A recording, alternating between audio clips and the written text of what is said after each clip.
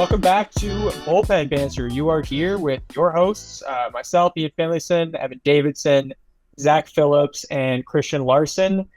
We are in the midst of some very exciting and in some cases one-sided championship series. So we're going to get into all that. We have Game 3, Yankees Guardians tonight.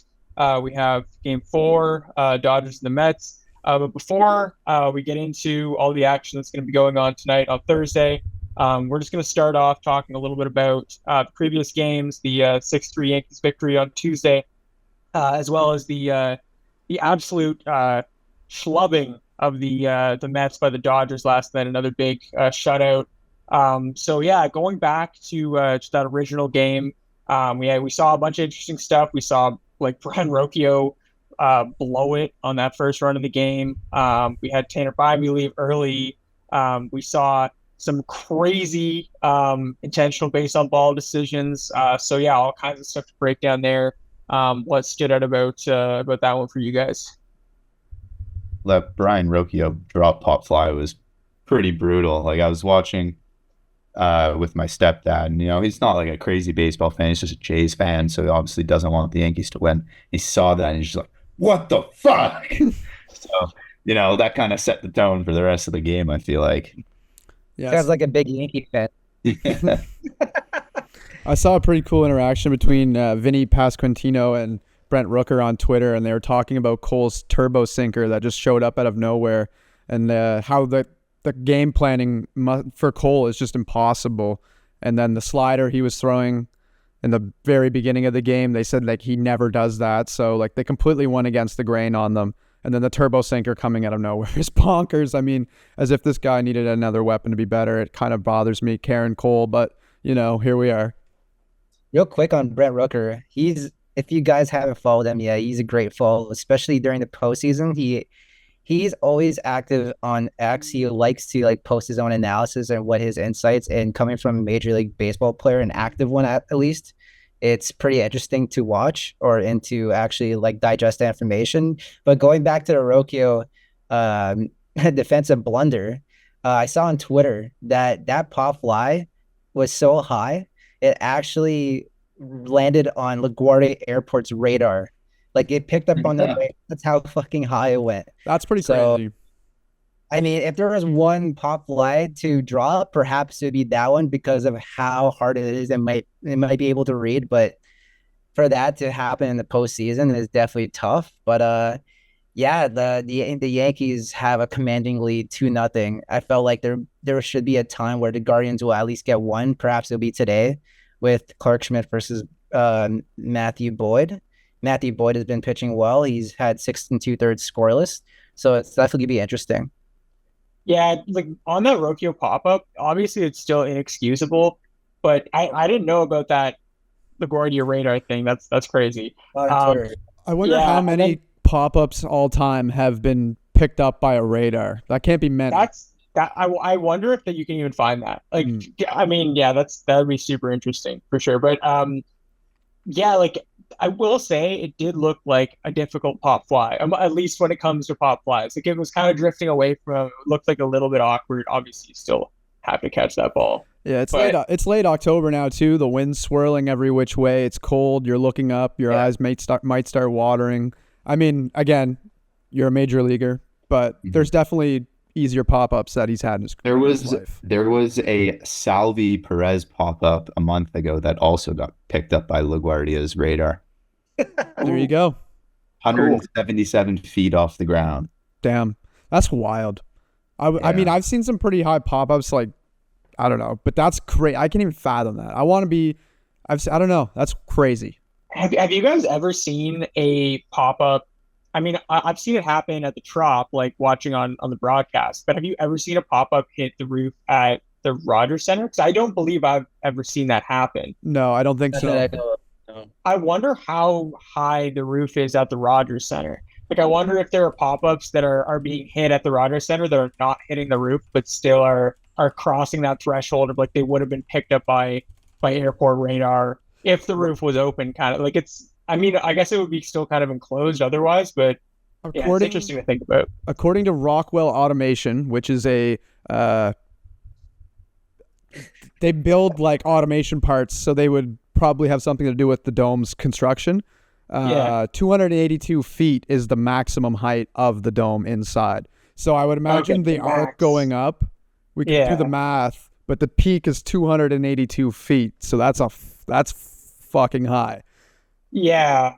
Yeah, because it seems like it's like there's something that like I see pop-ups get hit so high and it's like, yeah, they're still not coming close to the roof of the dome.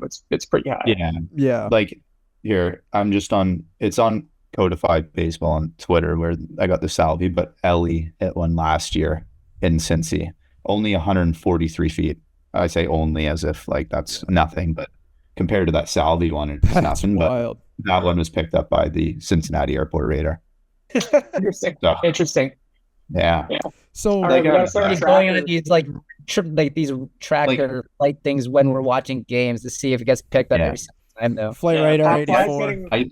Hypothetically, if the Rogers Center wasn't a dome, like maybe there's been pop flies that could have been picked up by Billy Bishop. Yeah. Like, Totally. I guess we just never know. Hey, when it's not on an open day, we'll have to keep our eyes peeled. Yeah. Vladdy, if there's anybody in Rogers Center history that could do it, it's Vladimir Guerrero Jr. for sure. Maybe like Hendrys or Morales. This is a new phenomenon, tracking pop flies that get tracked by airport radar. We need the Twitter account on it right now. This is our new World Series, guys. Hell yeah. Fuck the Grand Slam tracker. We're tracking pop flies. Yeah, I did want to get back to the Brett Rooker Twitter, because I was like, when you brought that up, I was right about to say the same thing. Like he's been, and I find it's especially in the offseason, right? As soon as the season ends, it seems like he gets right to the keyboard and starts firing off the tweets. I saw he also responded he quote tweeted Mike Petriello, who tweeted about the turbo sinker, which is like the turbo sinker is crazy. It maxed out at 98. And the max horizontal break was 17 inches of run. It's just like wild stuff. And yeah, like Brett Rooker was saying, like he said here, I went back during the game and checked our scouting report, and there wasn't even a sinker listed. He was like, "Cool, got to worry about that one now too." Like, yeah, that's like, yeah. And then the other crazy thing about the turbo sinker is Cole threw it 12 times. Since 2021. Or sorry, no. Yeah. It was either 12 times during the regular season or 12 times since 2021. I can't remember which right now, honestly. Either way, not a lot. Yeah, he hardly throws it. 12 times in the regular season over the last 3 years since 2021, yeah. And he broke it out 6 times in that game. So yeah, just imagine, like, it's a pitch that like it doesn't even get included in his repertoire on scouting reports, and then he's just busting that out, like, and it's gross. Hey, how are you? Biggest game of the championship series. Check out my new toy.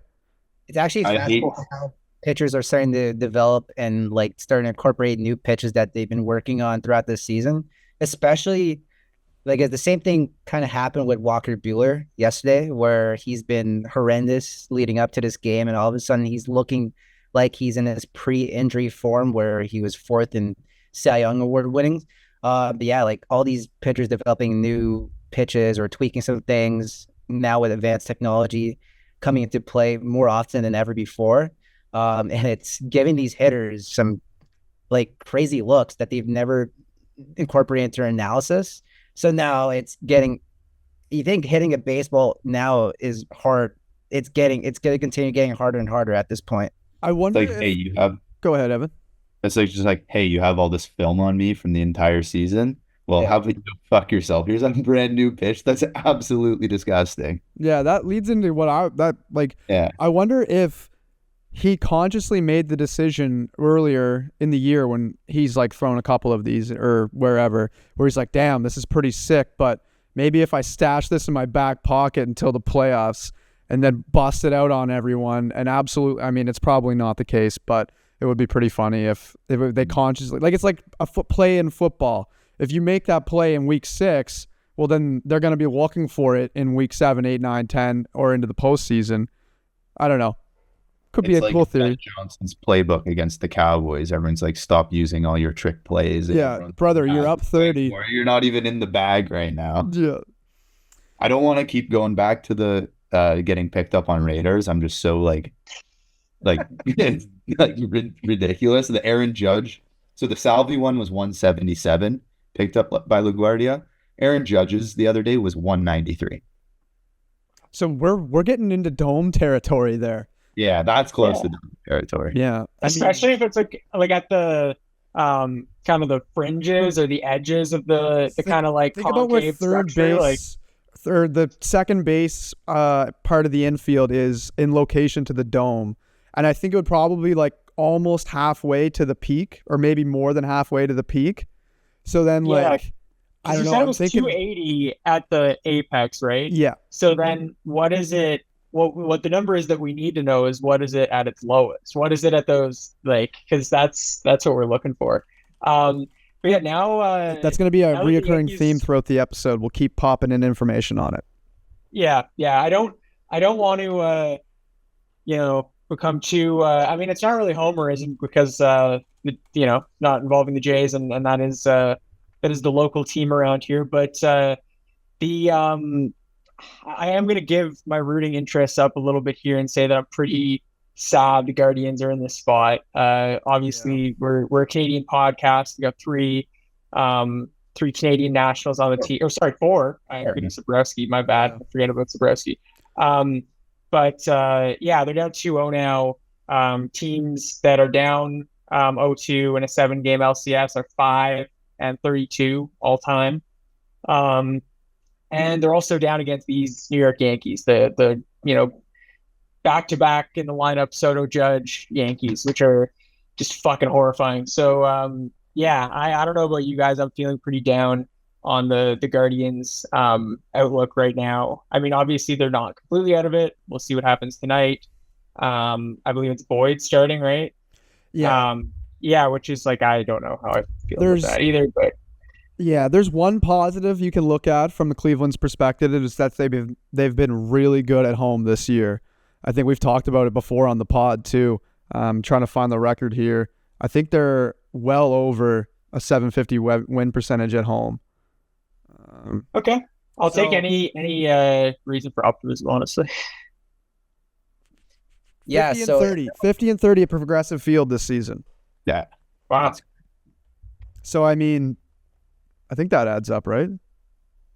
Yeah, this is a must-win game, essentially a must-win game for the Guardians. Now they're down 2-0. You get one of your better starting pitchers in rotation here in Matthew Boyd, who's been pretty good in the postseason so far with 6 2/3 scoreless innings against Detroit.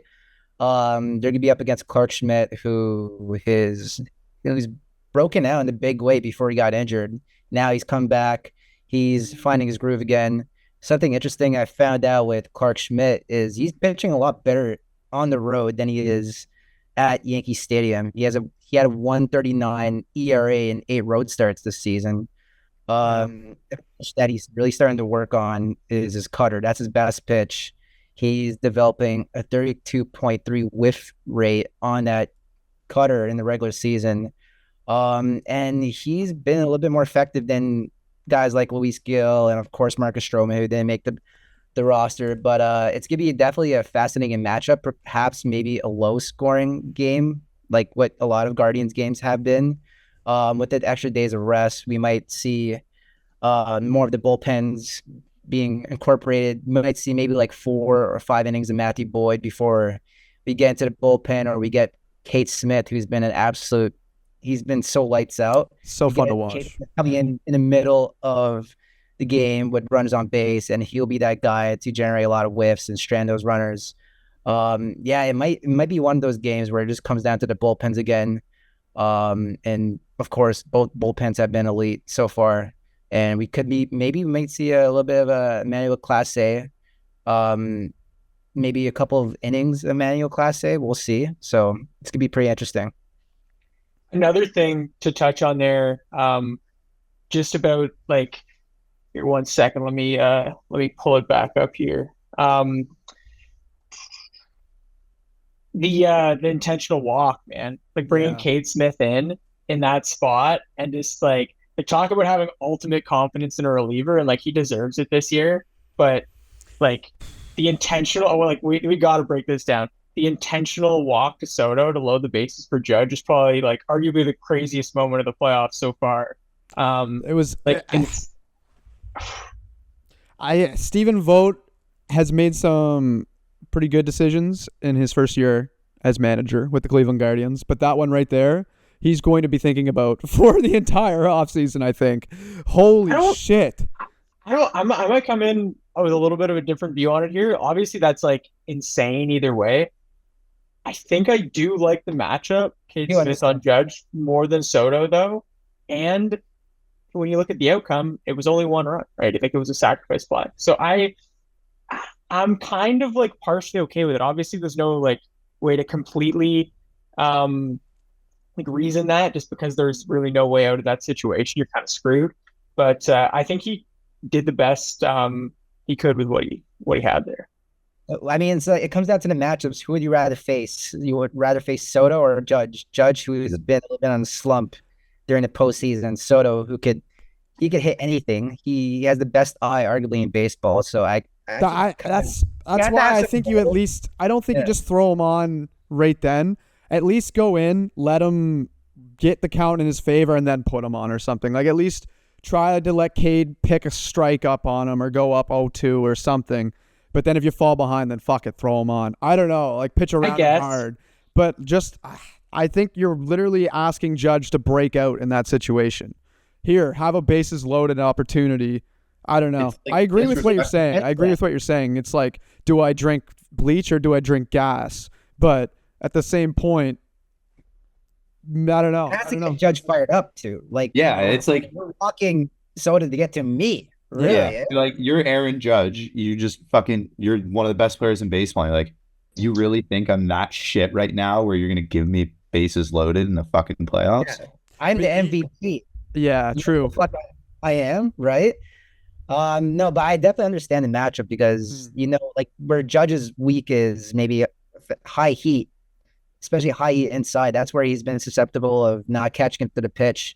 And Cade Smith definitely has that arsenal to get Judge guessing. So honestly, you have, as a manager, especially a rookie manager like Stephen Vogt, I have to commend the balls that he has. You have to have some gusto, especially in the postseason, make some make some controversial, maybe like decision making with the bullpens and matching up.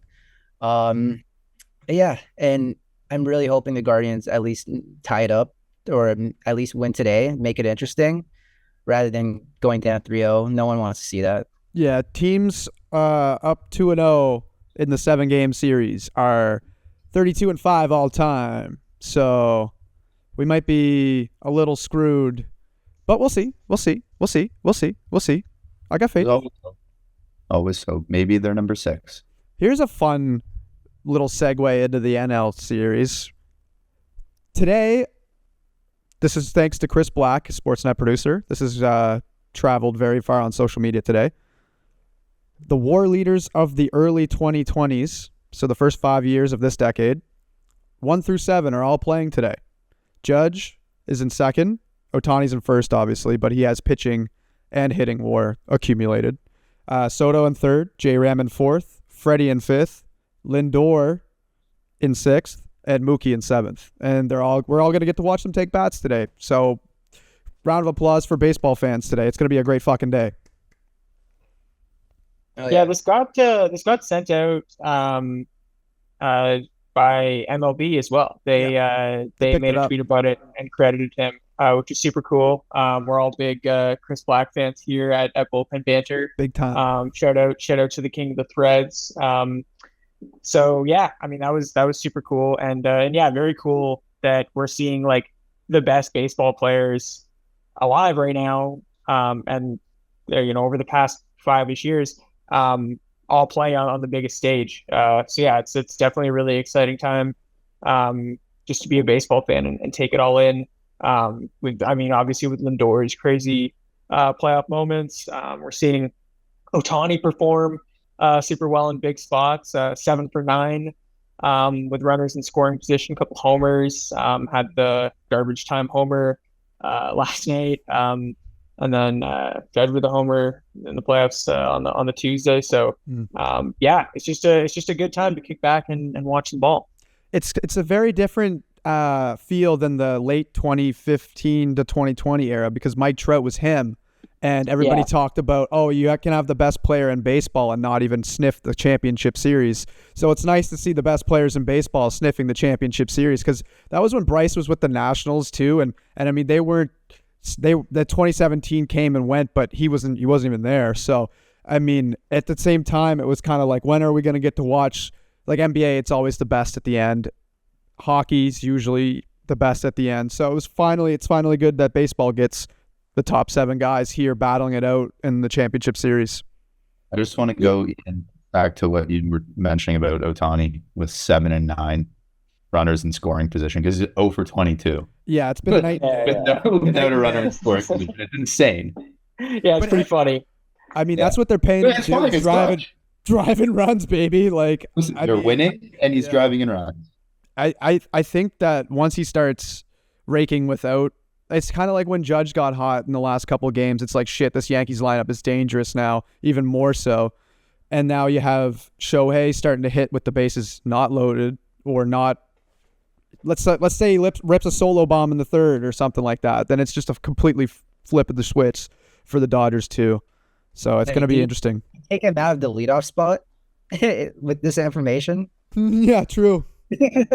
Hey, maybe you should bat him 4th now. Traditional. Let's go traditional here.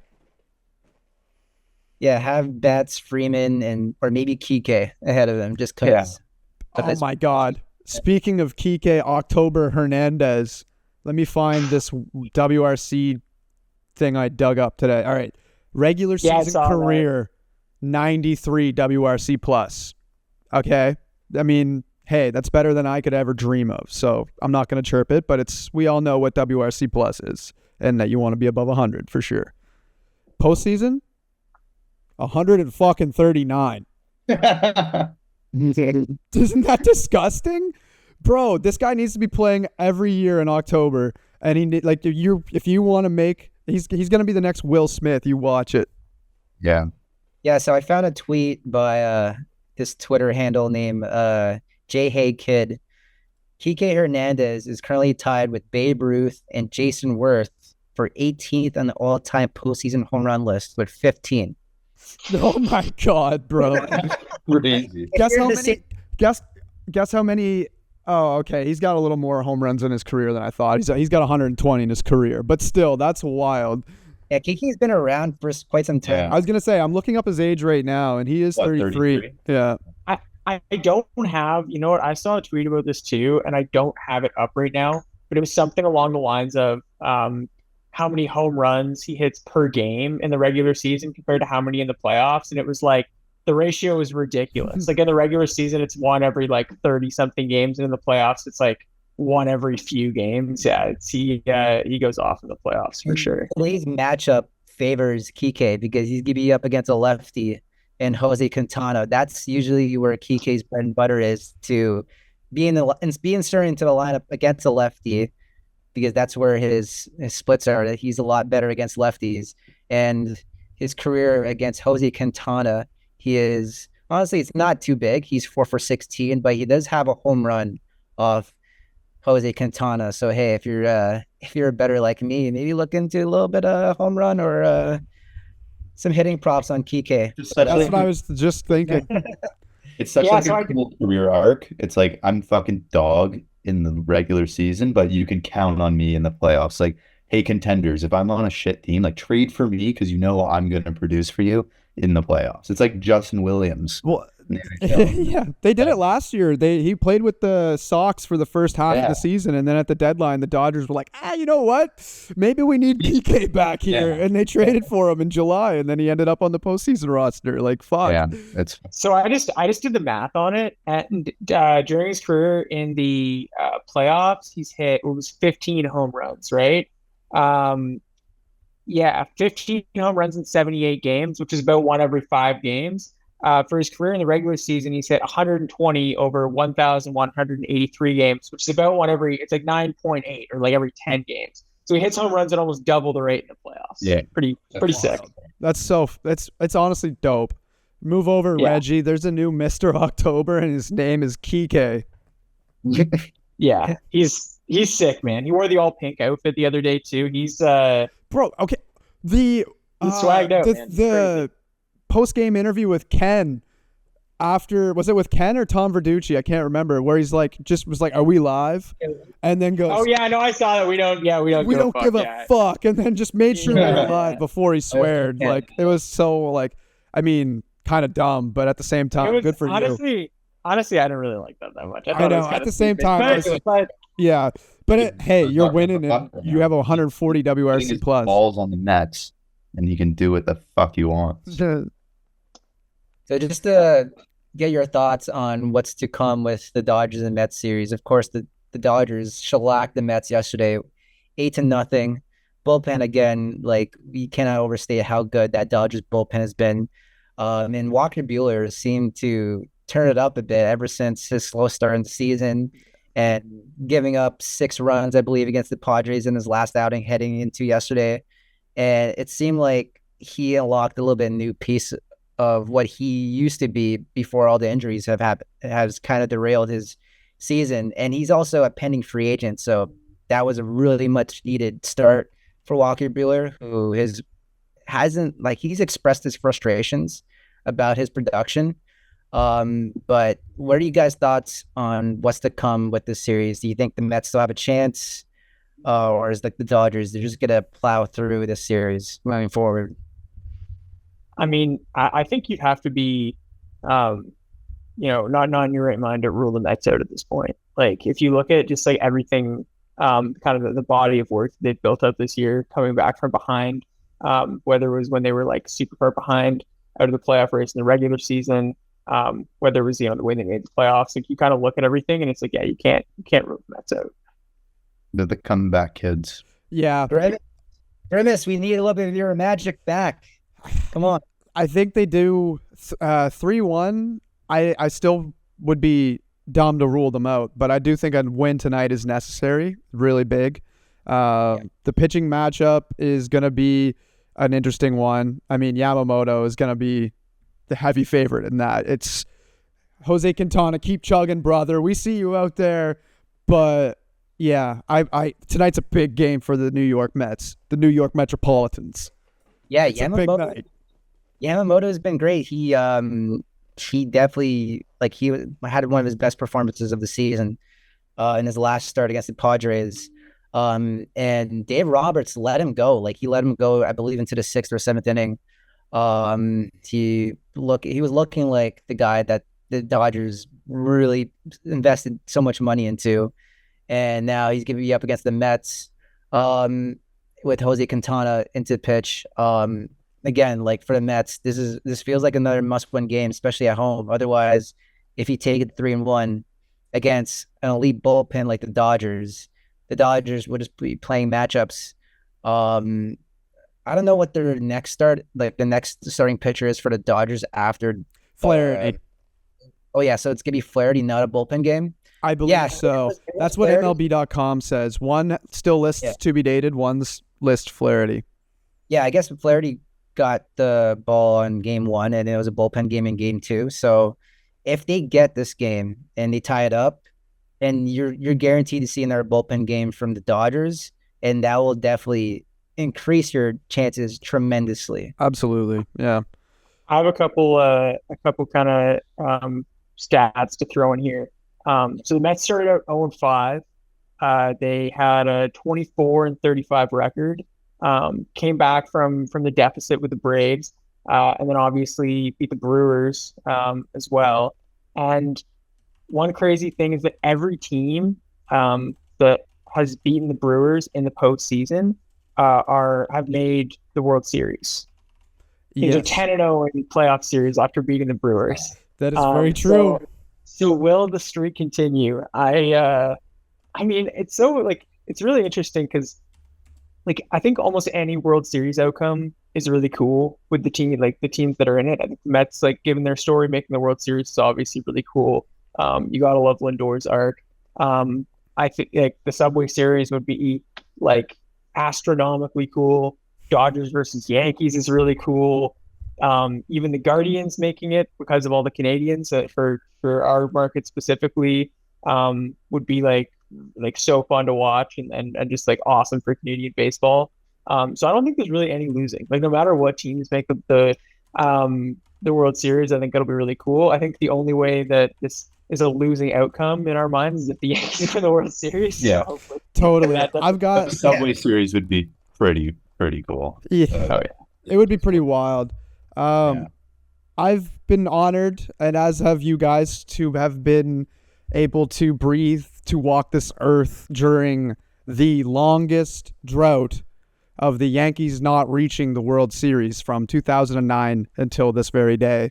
And it is during our prime years we got to watch this. So if it does end this weekend, before we do reconvene, I want to say that I cherished every last second with you gentlemen, even though it was not very long of it. The Yankees had not played in a World Series in over 15 seasons. And goddamn, it was a great 15 seasons. I said it better myself. Yeah. That it isn't the longest. I was in the U.S. when this happened. Damn, bro, that's wild. That's how long ago. Damn. It's not their longest World Series drought. They have had an 18-year drought from 78 to 96. Damn, what a time that would have been to be alive. But we've got the second best drought, which is not even seeing them in the goddamn series. So, hey. I'm not a Yankees hater, but I'm a Yankees hater. I mean, here's to hoping that it continues, man. It's not over yet. Like again, the Subway Series or the Dodgers series would both be super cool. But despite like what that would be for baseball, I can't help but hate the evil empire, man. It's just they just they do it to themselves. Their fans, the team, the no beards, Cashman. They just do it to themselves, man. Boone, Karen. I mean. Yeah, I mean, I'll give Boone his flowers. I guess he's managed the team pretty well considering this season. I've had some problems with him in the past in his decision making, which is fine. Keep him there, but he has had a pretty good postseason so far. It's only been 6 games. The Yankees have only played 6 games, I guess. When you think about it. When you have the bye, it is pretty crazy. Like they've only had 3 pitchers start, I believe. It's been Cole, Rodon, and Clark Schmidt started 1 game. Yeah. So it's gonna be.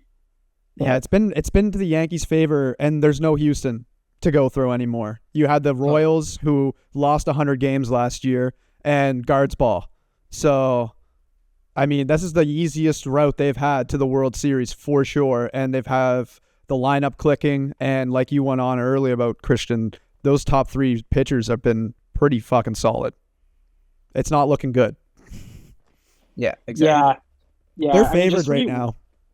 They're favored just a slightly ahead of the Dodgers on DraftKings. I don't know about FanDuel or the other big ones, but yeah, and then I think the Mets and the Guardians are further out. I actually agree, Christian. I also I still do think the Dodgers right now. If I put their lineups up against each other, healthy, I do take the Dodgers, and I think the Dodgers can beat them. So I mean, I think at the end of the day, I'm taking the Dodgers lineup 9 times out of 10. It's going to come down to who's hot in that moment, but a lot of MVPs at the top. I mean, Juan and Aaron are a pretty big 1-2 punch, but it's going to be a banger of a series if it happens. And I think I give the pitching edge to the Dodgers as well. Bullpen, you have a bit of an advantage there. Of course, we've talked about the numbers. We've already emphasized that.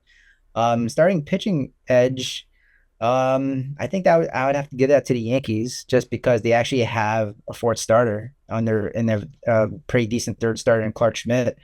But that's probably going to be the more anticipating World Series matchups in the past decade or so, right? But I would give the edge to the Dodgers.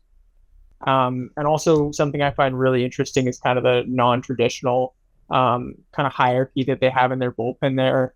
The way that they've kind of mixed and matched guys, taking that 9th inning role and kind of worked around that all season, I think has been like kind of really forward thinking, getting away from the idea, you need a traditional closer, and having, kind of multiple guys fill that role based on matchups, based on need at the time. I think think they've done a great job. It's crazy how everyone values the closer in the off season and then going at the deadline, and then come September, you see a Luke Weaver take over the job from someone you'd never thought would lose it in Clay Holmes, and then you see all the guys racking up saves in this Dodgers bullpen, and it's like, okay, you just need someone who's hot and that you can trust and that you know is like. And some of the biggest outs in the game now are coming in the 7th and 8th innings. Like, you see guys going out for 4-out saves, 5-out saves, and Weaver's got that long man gene in him. So if you need him to go 4 or 5 outs, he's there for it. And I mean, it's crazy. Like, the closer role is it could be a whole podcast conversation on what it means, because it comes down to who's hot at the right time.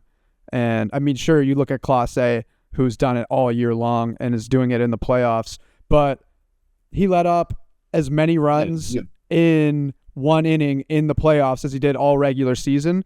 And what really fucking matters at the end of the day, it was that one fucking inning in the postseason. So, I mean, like, he might, like, again, it's a really tough conversation to be like, you need that fucking bona fide guy, when we now see Luke fucking Weaver closing out big games for the Yankees.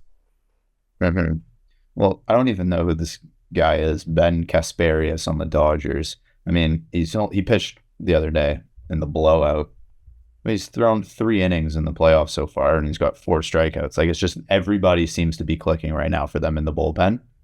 Never heard of this guy, but he's pitching well, right? And they have a crap ton of injuries. I think Kasparius has been pitching a little bit more lower leverage. Yeah. Which definitely suits him. It's like everybody's just on their game right now. Brent Honeywell. Right? Yeah, like literally Brent Honeywell. Like, screwball pitcher. Imagine if the Jays at the Dodgers pitching development, how much happier we would be as fans. We have a new regime coming in. We do. That's a good segue. Fired, but let's talk about the boys up north.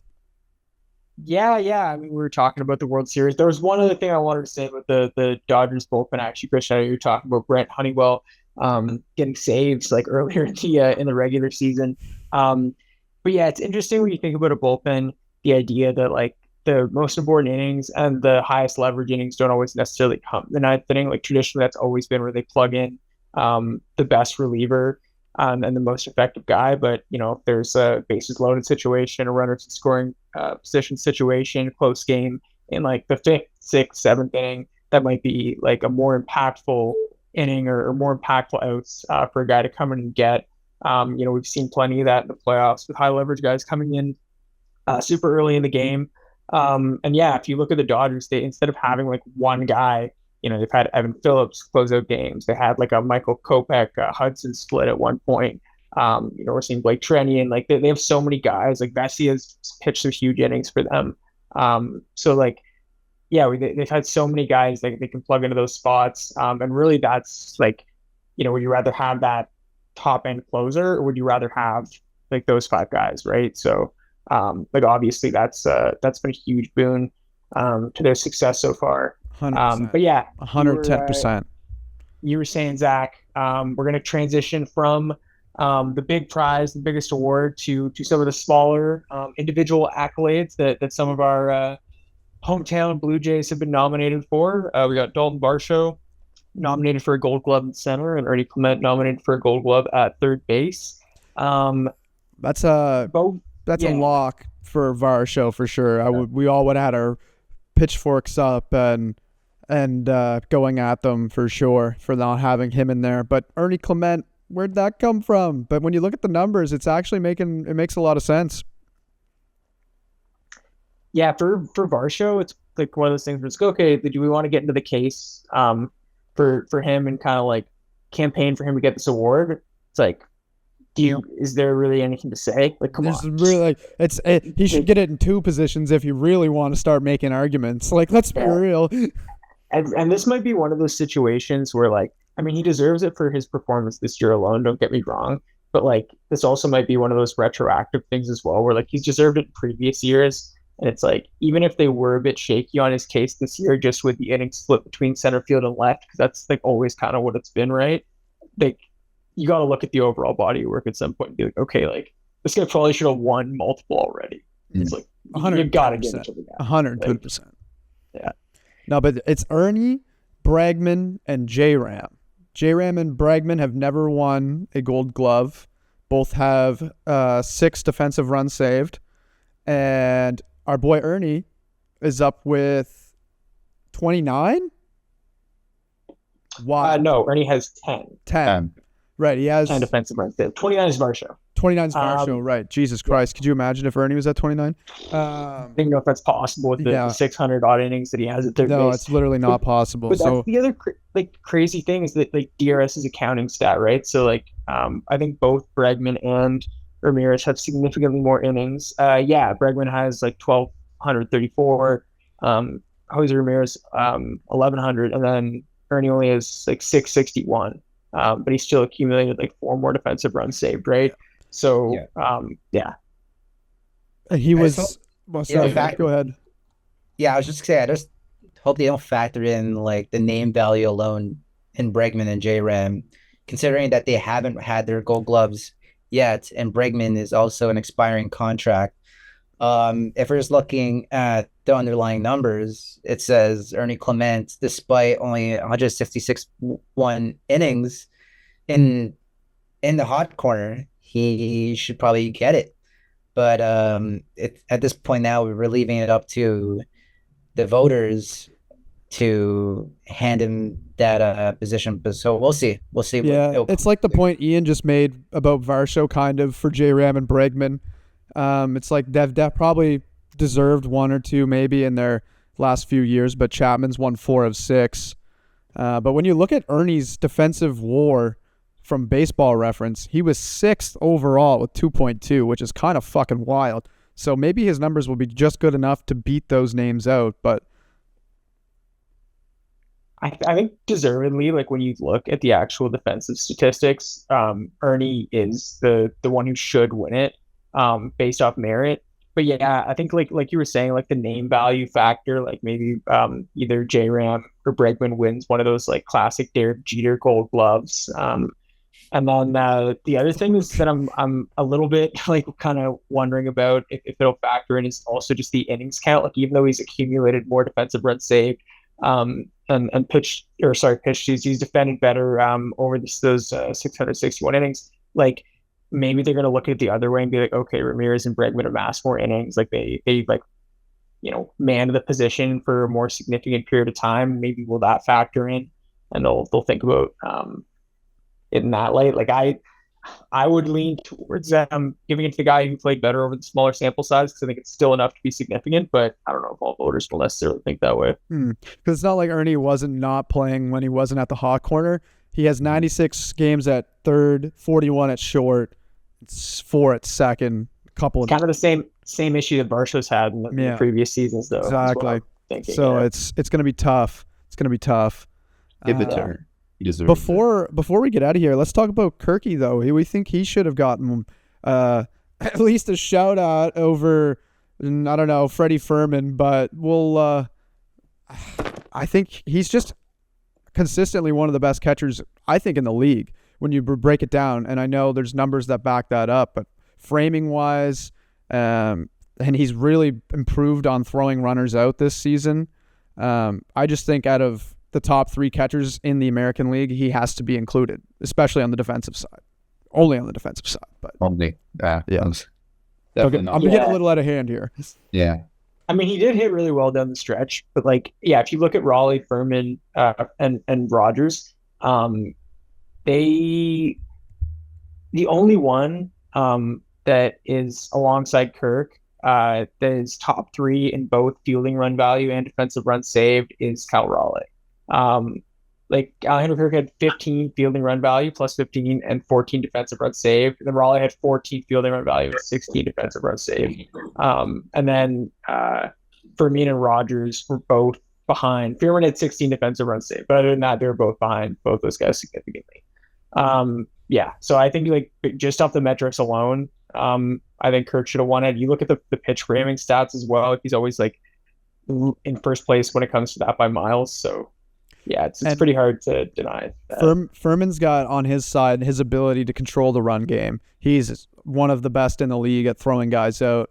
So I think in a year where steals were up and they just were more of a factor this season, he became a lot more valuable to the Royals for having the ability to throw guys out. Like, he was a really good controlling the run game. I think he had a 45% caught stealing rate and that's like the best for people who have faced more than 30 steals. So that's pretty good. I think there is more of an emphasis on pop time now that there's more stolen bases with the new rule changes. And I think that's what ultimately dinged Kirk's case for being nominated for a Gold Glove behind in catcher, is he had a 20 percentile pop time. And if you look at the rest, like Freddie Freeman, like you mentioned, like he's probably one of the best when it comes to throwing out runners and having that elite pop time. Jake Rogers, 75 percentile in pop time. Kyle Rowley, I mean, it wasn't that great, but 63%. And ultimately for Rowley, it came down to his framing. So I can definitely see a case for Kirk being nominated or not being nominated. But yeah, just the point being that there was more emphasis on probably just throwing runners out. Yeah, I think when it comes to that whole throwing runners out conversation, though, I think pop time is a little overvalued. Like, you look at how much the pitcher's time at the plate and their delivery factors into caught stealing rates. You really have to, and Toronto has a really bad stat for that. Like, a lot of their pitchers are very slow to the plate, so you got to take that into consideration as well. You look at his actual overall success, and if you look at the actual footage of catching runners, he was an extremely accurate thrower. It was on the money a lot of the time. He kind of mastered that backside of the bag, throwing behind the runner just a little bit. So yeah, I think he was a little bit underrated, throwing out base stealers for a couple of reasons there. And I think people don't put enough value into the DRS. You look at DRS, and it's looking at the run value of an actual outcome, like a situation, and then based on if they were able to field the position cleanly in that instance, that contributes to it, right? So it's not just range. They're also they have the outfield arms. Same thing for catchers. They look at error runs. So I think defensive run saves should be it already is a consideration, obviously, for the award voting. But I think it should be it's the Sabre defensive index or whatever. I think that should be the leading indicator. Yeah, considered even further, in my opinion. That's a really good point. I mean, Kirky, he's got one of the toughest staffs to work with when it comes to holding runners, and it's guys who eat up a lot of innings. Like, Kevin has been notorious for having struggled with holding runners. I'm trying to think of Jose. I don't think he's the best, but I don't think he's terrible. And I know Chris is a little slow to the plate as well. Yeah. So he's definitely has had to catch a lot of innings with some tough guys on the mound throwing to the plate. But yeah, I definitely think that's a good point to bring up for sure. I'd like to think Jake Rogers is there strictly because of his dope mustache. I was going to say he should win it alone because he looks like a catcher from the 70s. He looks like he should be cast in the movie to play Pete Rose. I don't even goddamn know, bro. He looks like a legend already. Yeah, no, I see that mustache on TV, and it makes me want to grow it myself. It's one of those inspirational mustaches. You gotta love it, but I think it should still be Kirk. He can run mustache better than Donnie Baseball. Yeah. Speaking of Donnie Baseball, do you see they stripped the OC role? Oh yeah. I mean, they gave him that title. I don't even know what it meant, but they basically just came up with some stupid name to have them strategize their offense. And they should just call it a hitting coach. It's not it's not an offensive. I don't know why you have to make up some kind of thing. So stupid. He's lead hitting coach. There you go. Goddamn. No, it was stupid. And back to a more traditional bench coach role. That's what he was before, guys. Yeah. They did it for one season and immediately pulled it back. Why did you do this at all in the first place? But that's about it for today. Obviously, we're pulling for those guys. I think they have a really good case to win the Gold Glove Awards there, and in Barcho and Ernie Clement. Based on those numbers we reviewed, I think they definitely are deserving. So we'll see how that turns out. We're going to be back with some more playoff coverage going in to the World Series, which is super exciting. We'll see which one of those awesome matchups we end up getting. Obviously, as we reviewed, like, there's really no losing. There's a lot of great players and great teams in the mix. So, yeah, just excited to see some more really awesome high-level baseball. Thanks so much for tuning in, and we'll catch you guys next week. Screw the Yankees.